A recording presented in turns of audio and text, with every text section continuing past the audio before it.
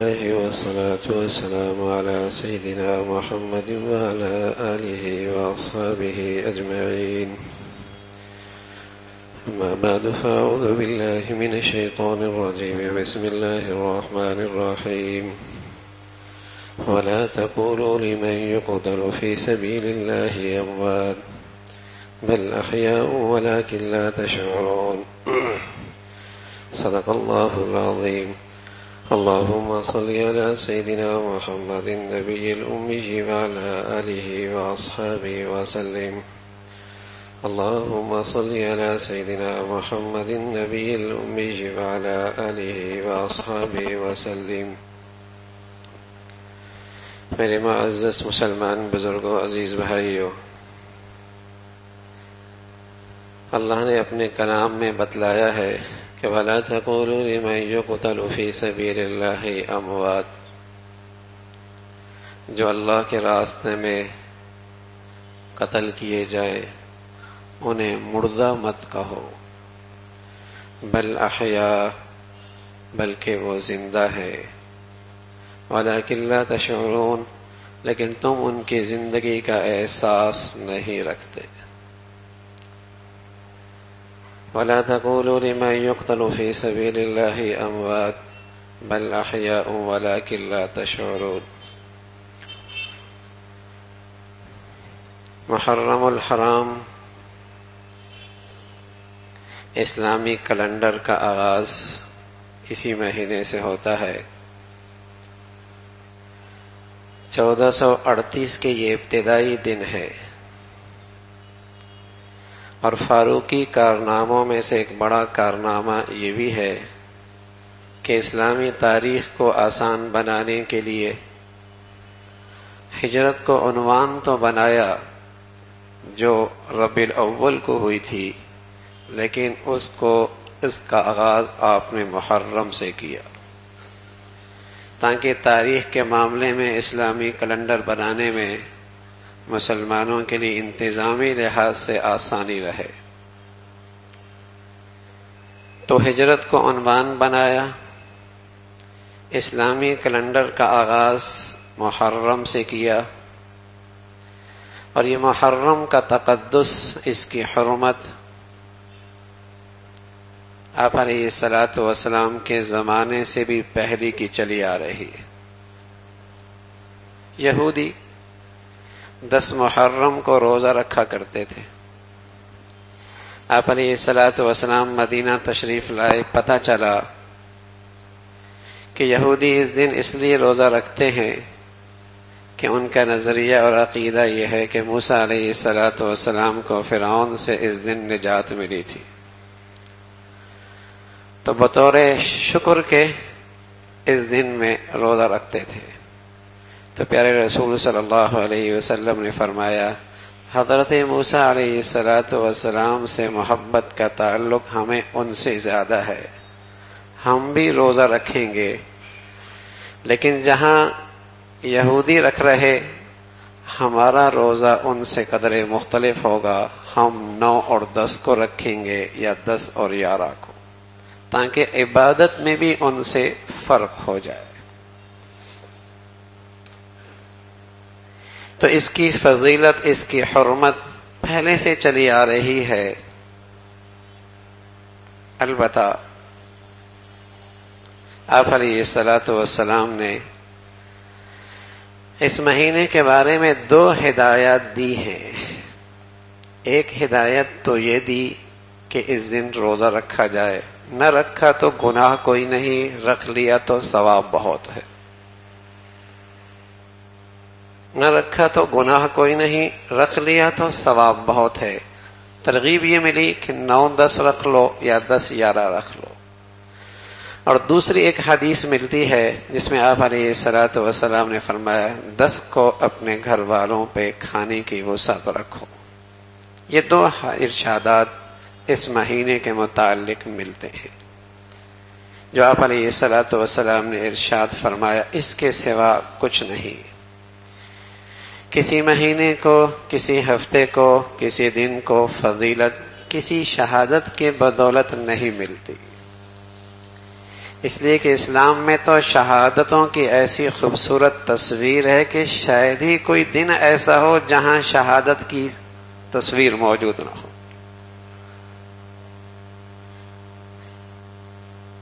غزوہ بدر میں مسلمانوں کے پاس 14 شہداء حصے میں آئے. غزوہ احد میں مسلمانوں کے پاس 70 شہداء حصے میں آئے، اور ان میں ایک شہید ایسے تھے ان 70 میں سے جسے سید الشہداء، سارے شہیدوں کا سردار کہا گیا ہے.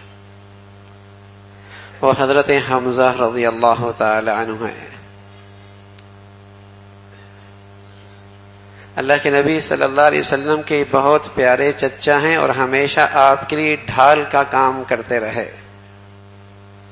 اور جب یہ شہید ہوئے اور بڑے دردناک انداز میں آپ کی شہادت ہوئی، آپ کا پیٹ چاک کیا گیا، کلیجہ نکالا گیا، اسے چبایا گیا، اسے گلے کا ہار بنا دیا گیا، کان کاٹ دیے گئے، آنکھیں نکال دی گئیں. اللہ کے نبی صلی اللہ علیہ وسلم کو اس پر بہت دکھ ہوا.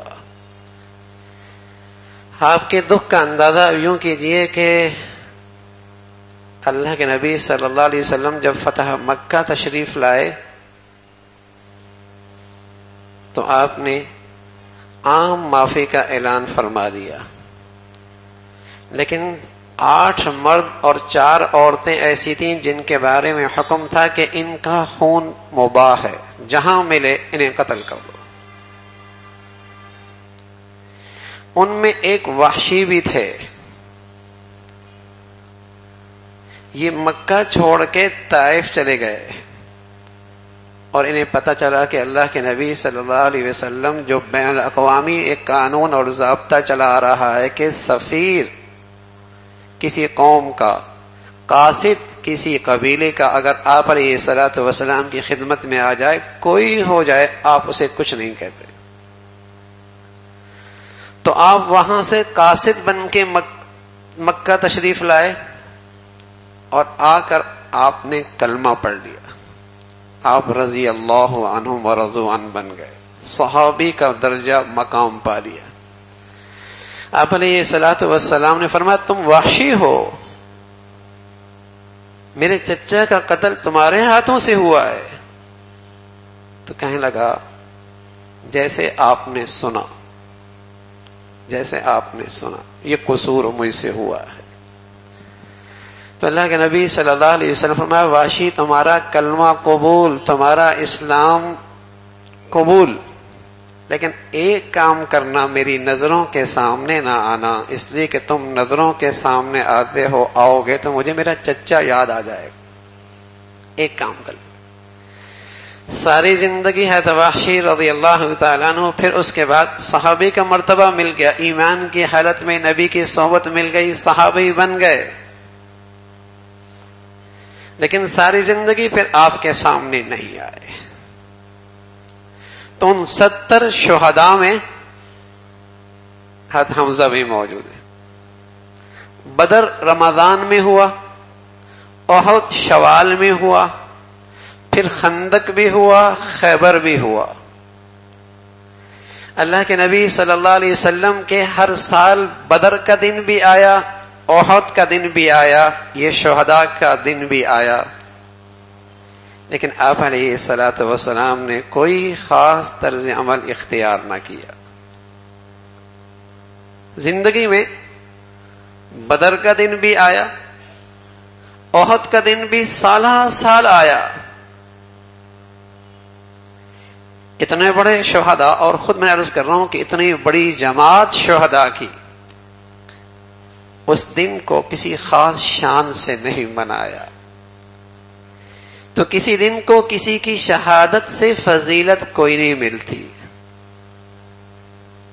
اور اگر یہ فضیلت ملتی تو مسلمانوں کا ہر دن الحمدللہ شہادت کی خوبصورت چمکتے دمکتے خون سے روشن ہے، جسے اللہ رب العزت نے اہل ایمان کے لیے تسلی کا پیغام دیا. تم انہیں مردہ کہتے کیوں ہو؟ بل احیاء، بلکہ وہ تو زندہ ہیں، ولکن لا تشعرون، لیکن تم ان کی زندگی کا احساس نہیں کرتے.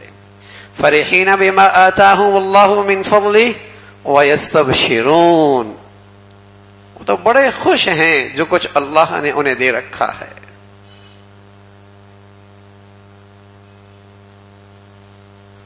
تو اسلام کے دامن میں شہداء کی ایک طویل فہرست ہے الحمدللہ. بلکہ اسلام میں جو بہار آئی ہے، اسلام میں جو نشو و نما ہوئی ہے، اسلام میں جو بہار آئی ہے اور جو اس میں نشو و نما آئی ہوئی ہے، دو ہی تو چیزیں ہیں، ایک ہجرت ہے اور ایک شہادت ہے. ایک ہجرت ہے، ایک شہادت ہے. اور ایک بہت بڑی حکمت ہے کہ مسلمانوں کی تقویم اور تاریخ کا آغاز ہجرت سے ہوا، کہ مسلمان اس تھرمامیٹر پر اپنی ایمانی حرارت دیکھتا رہے اور اس کی زندگی میں اور اس کی نسل میں یہ پیغام تر و تازہ رہے کہ آج بھی کیا تم اللہ کے دین کے لیے سب کچھ قربان کرنے کے لیے تیار ہو، یا تمہیں مال کی محبت نے، اولاد کی محبت نے، وطن اور دنیا کی تجارتوں کی محبت نے اللہ کی عظمت سے، اللہ کی محبت سے دور کر رکھا ہے، جو تمہاری ذلت اور پستی اور رسوائی کا نشان بن گیا ہے. تو ہر سال کے آغاز میں یہ عنوان آنکھوں کے سامنے رہے اور اس کا پیغام بھی سامنے رہے. حضور علیہ الصلوۃ والسلام کے بعد 60 سال کے بعد ایک اور کربناک واقعہ پیش آیا، جسے واقعہ کربلا کہتے ہیں. 60 سال کے بعد تو محرم کا تقدس پہلے سے ہے. اللہ کے نبی صلی اللہ علیہ وسلم کی سیرت میں اس کے متعلق صرف 2 ہدایات ملتی ہیں، روزہ اور اپنے اہل و عیال پر وسعت. آپ کی وفات کے بعد 60 سال کے بعد یہ واقعہ پیش آیا، واقعہ کربلا. جب آپ علیہ الصلوۃ والسلام دنیا سے تشریف لے گئے تو حضرت حسین رضی اللہ تعالیٰ عنہ اور حضرت حسن رضی اللہ تعالیٰ عنہ، ان دونوں کی عمریں 7 سال 8 سال تھی. یہ اللہ کے نبی کے بہت پیارے نواسے ہیں. ہوا یوں کہ اللہ کے نبی کی 4 بیٹیاں تھیں، رقیہ، ام کلثوم، زینب. یہ تینوں بیٹیاں آپ کی زندگی میں ان کا انتقال ہو چلا تھا. تو اولاد کی ساری محبت سمٹ کے حضرت فاطمہ کے ہاں آ گئی.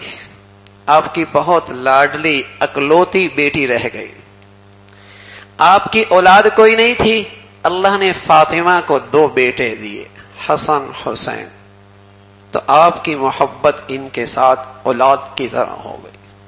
آپ ان کے ساتھ کھیلتے تھے، ان کو وقت دیا کرتے تھے. بس ایک وقت اتنی محبت فرماتے کہ ہاتھ زمین پہ رکھ کے کمر جھکا کے ان کے لیے سواری بن جا کرتے تھے. حسن حسین آپ پر سوار ہو جاتے تھے، آپ ان کے لیے سواری بن کے چلتے رہتے تھے. بڑی محبت تھی. نواسے رسول ہیں. تو یہ اللہ کے نبی صلی اللہ علیہ وسلم سے محبت خاص تھی. اور فاطمہ اللہ کے نبی کے بیٹیوں میں وہ بیٹی تھی جو آپ کی سب سے زیادہ شکل و صورت سے مشابہت رکھتی تھی.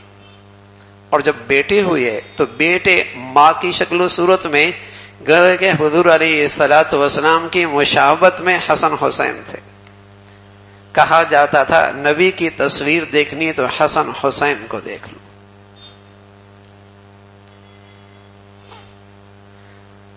تو آپ کا انتقال ہوا، آپ علیہ الصلوۃ والسلام دنیا سے پردہ فرما گئے اور ان کی عمر 7 سال 8 سال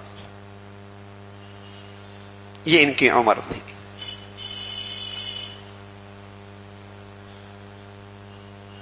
اس عمر کے بعد حضرت ابو بکر رضی اللہ عنہ کا خلافت کا دور آیا، حضرت عثمان کی خلافت کا دور آیا، حضرت علی کی خلافت کا دور آیا. پھر 6 مہینوں کے لیے حضرت حسن کو خلافت ملی، پھر وہ حضرت معاویہ رضی اللہ تعالی عنہ کے حق میں دستبردار ہو گئے. 20 سالہ دور حضرت معاویہ کا رہا. یہ 20 سالہ دور. یہ واقعہ ان حضرات کی زندگی میں تب پیش آیا جب ان کی عمریں 57 سال تھی. کوفہ تشریف لے گئے، وہاں یہ دردناک واقعہ کربلا میں پیش آیا. لیکن بچپن سے لے کر 57 سال کی سیرت دیکھی جائے، سبحان اللہ. آج اسلامی دنیا جس مصیبت میں گرفتار ہے، جس عذاب میں گرفتار ہے، آج اسلامی دنیا جس مصیبت میں، جس عذاب میں گرفتار ہے، جسے ہم فرقہ واریت کی لعنت کہتے ہیں، جو اس مصیبت میں گرفتار ہے، اگر سیرت حسینی کو دیکھا جائے تو قسم خدا کی اس مصیبت سے نجات مل سکتی ہے. لیکن ہماری بدقسمتی یہ ہے، ہم پیدائش کے بعد فوراً کربلا پہنچ جاتے ہیں. جو 57 سالہ خوبصورت زندگی ہے، اگر وہ زندگی مسلمانوں کے سامنے آ جائے اور اس کے تذکرے شروع ہو جائیں تو یہ مسلمان اسلامی دنیا اس فرقہ واریت کی لعنت سے نجات پا سکتا. اور ایک باشعور انسان، عقل مند آدمی جو حضرت حسین رضی اللہ تعالیٰ سے محبت کرتا ہے، اور ان کا محبت مسلمانوں کے لیے ایسی ہے کہ مسلمانوں کی کوئی نماز نہیں ہوتی جب تک کہ آل رسول پر صلاۃ و سلام نہ پڑے. ان سے محبت تو مسلمانوں کا ایسا جزو ایمان ہے، بلکہ ہمارا یہ بھی ایمان ہے کہ ایمان کا تحفظ اور حسن خاتمہ اس کا تعلق اہل بیت سے، محبت سے ہے. یہی وجہ ہے کہ جب مسلمان تشہد میں بیٹھتے ہیں اور اپنے حبیب صلی اللہ علیہ وسلم پہ درود پڑھتے ہیں تو یوں بھی کہتے ہیں والا آل محمد، صلاۃ و سلام ہو آل محمد پر، اہل بیت پر. ان کا تو تعلق ہے، محبت ہے ان سے. اگر حسینی زندگی کا تذکرہ قرآن حدیث کی روشنی میں ہو جائے تو امت مسلمہ آج اس عذاب سے نجات پاتے کہ آپ علیہ الصلوۃ والسلام کے جانے کے بعد حضرت حسین رضی اللہ تعالیٰ عنہ، حسن رضی اللہ تعالیٰ ان کی موافقت اور محبت رہی حضرت صدیق اکبر سے. ایک دن بھی آپ کو کہیں بے ادبی نظر نہیں آئے گی. ان کی محبت اور موافقت رہی حضرت عمر کے ساتھ، ایک دن بھی کہیں گستاخی اور بے ادبی نظر نہیں آئے گی. ان کی محبت اور موافقت رہی حضرت عثمان کے ساتھ، ایک دن بھی پوری اسلامی تاریخ میں کہیں ان کی زندگی میں بے ادبی اور گستاخی ان کے بارے میں نظر نہیں آئے گی. حضرت علی تو ویسی تھے. اور پھر 20 سالہ دور حضرت معاویہ رضی اللہ تعالیٰ عنہ کے ساتھ ان حضرات کی موافقت رہی.